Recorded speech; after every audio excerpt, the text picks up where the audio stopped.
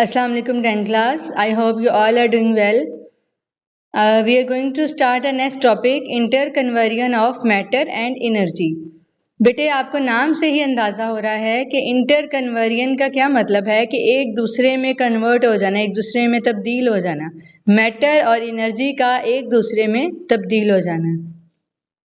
It means कि हम matter को एनर्जी में कन्वर्ट कर सकते हैं और एनर्जी को मैटर में कन्वर्ट कर सकते हैं। ये कॉन्सेप्ट सबसे पहले किसने दिया? आइंस्टाइन ने इसको एक्सप्लेन किया विद एग्जांपल्स और आइंस्टाइन ने इसके लिए इक्वेशन दी E = mc²। ठीक है, इसका मतलब ये है कि हम बहुत ही स्मॉल मास को ह्यूज अमाउंट ऑफ एनर्जी में कन्वर्ट कर सकते हैं, जैसा कि हमने लास्ट टॉपिक में न्यूक्लियर फिशन और फ्यूजन रिएक्शन में डिस्कस किया था।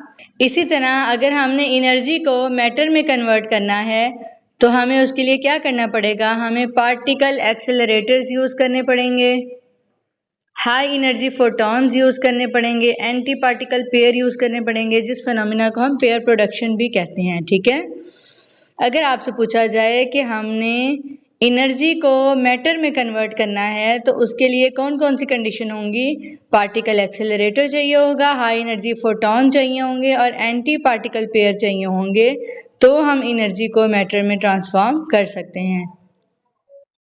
नेक्स्ट बेटा, अगर आप इस डायग्राम में देखें तो एक हमारे पास काइनेटिक एनर्जी गिवन है, एक पोटेंशियल एनर्जी गिवन है, एक मैस है और एक मैस एनर्जी है। ये सब एक दूसरे को ओवरलैप कर रही हैं। ओवरलैप करने का मतलब है कि दे आर इंटरचेंजेबल। ठीक है, इनको हम एक दूसरे में कन्वर्ट कर सकते हैं। नेक्स्ट हमारे आप डेफिनेशन मार्क करेंगे law of conservation of energy की।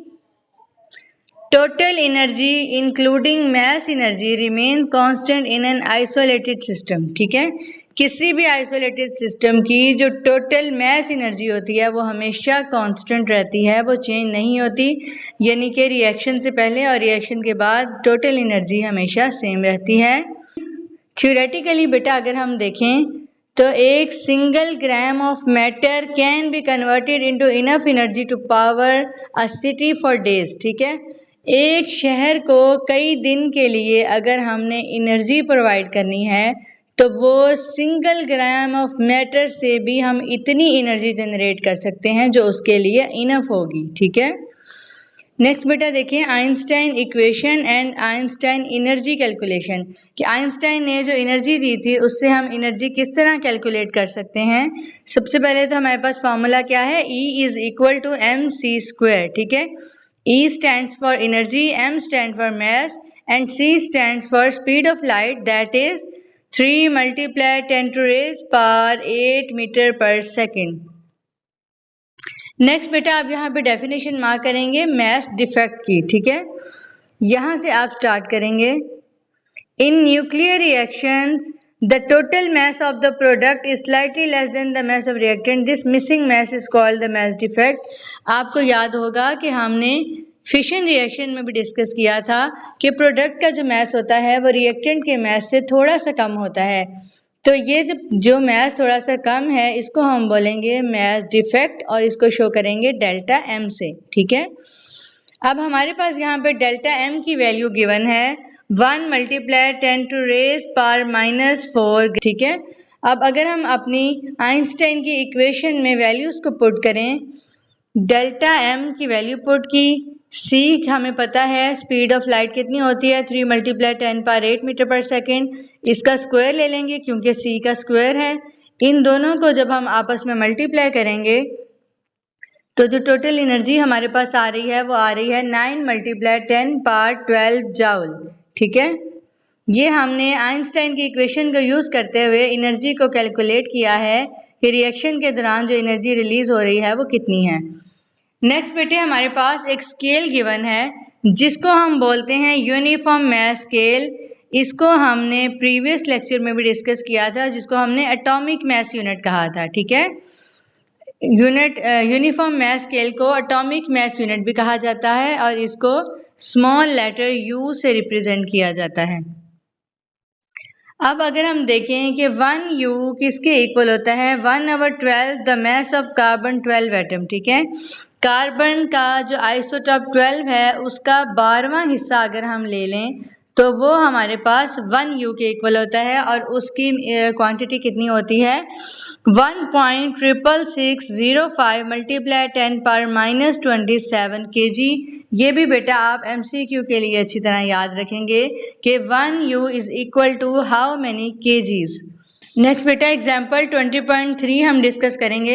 हमारे पास न्यूक्लियर फिशन रिएक्शन दिया गया है, जो इक्वेशन हमने पहले भी डिस्कस की थी लास्ट लेक्चर में।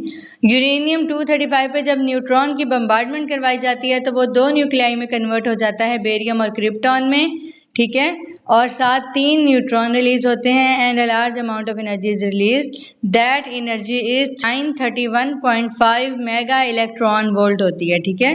अब आप देखेंगे कि इस इक्वेशन में हमारे पास रिएक्टेंट वाली साइड पे न्यूट्रॉन और यूरेनियम है और प्रोडक्ट वाली साइड पे बेरियम है, क्रिप्टॉन है और 3 न्यूट्रॉन है, ठीक है।